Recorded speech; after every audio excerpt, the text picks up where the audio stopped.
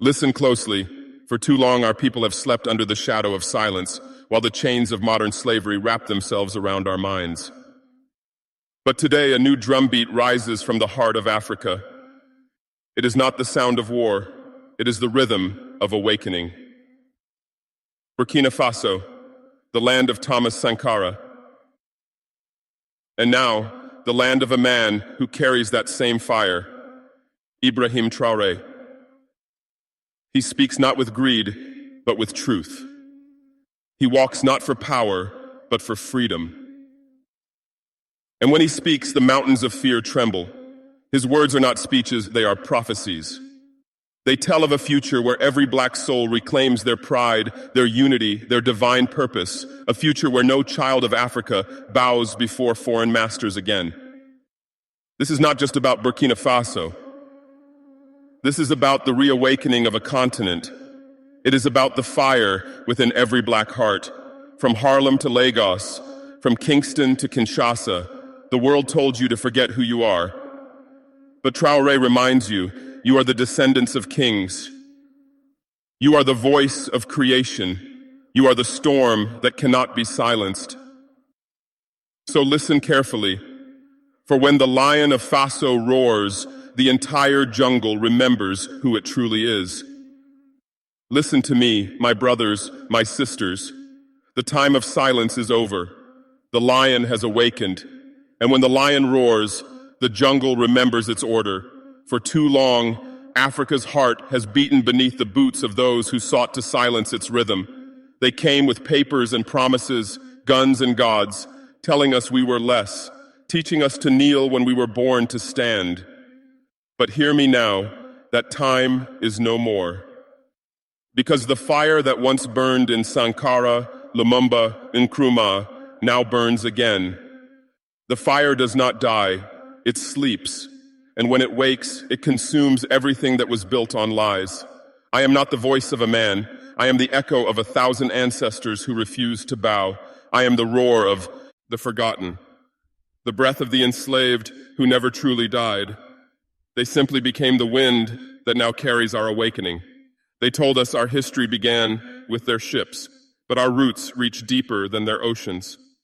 They told us progress meant dependency, but we have learned that freedom cannot be imported. It must be born from within.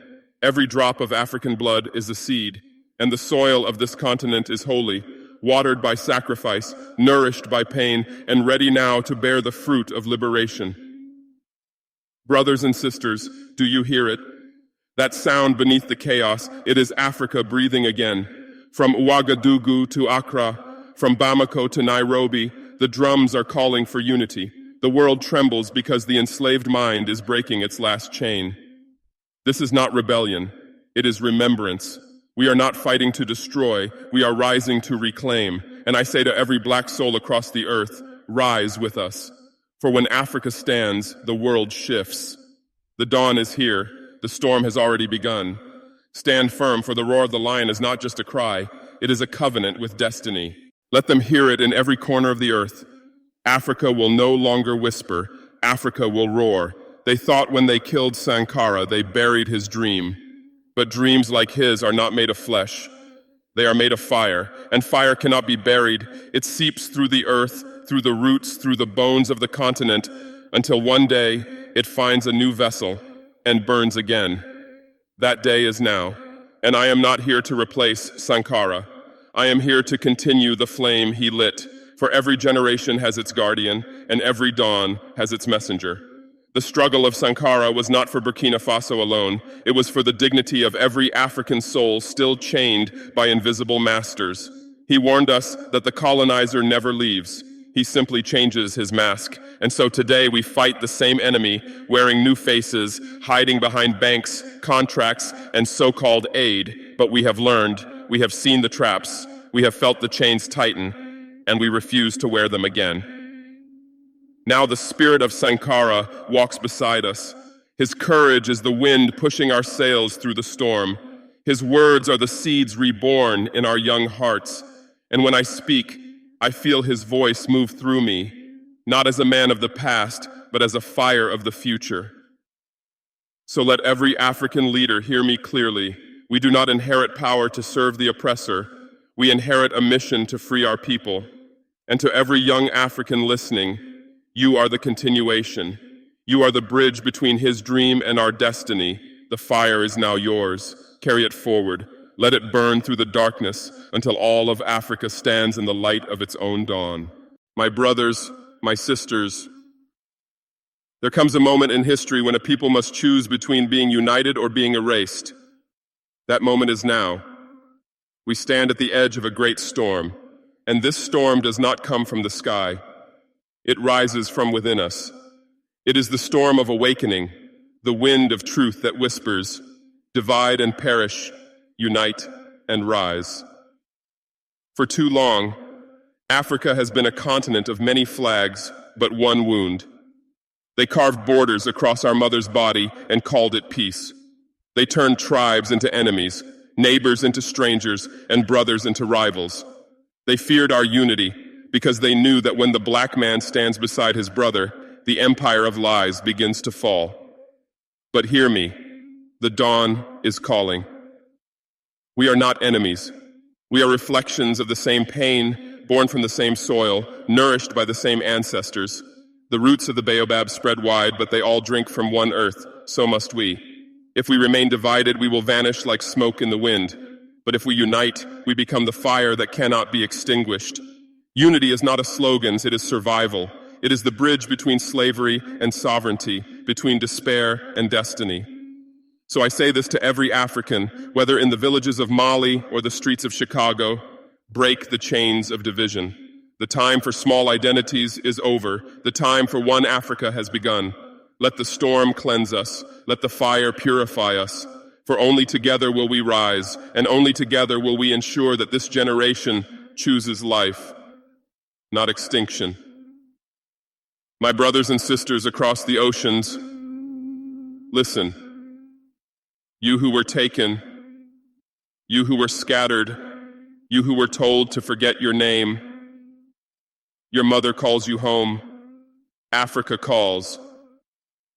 Her heartbeat echoes in your chest, even if you've never walked her soil. For though the slave ships carried your bodies away, they could never steal your spirit. The soul of Africa travels with you. It waits. It remembers. The black soul is not dead. It was buried under centuries of lies. They told you were nothing.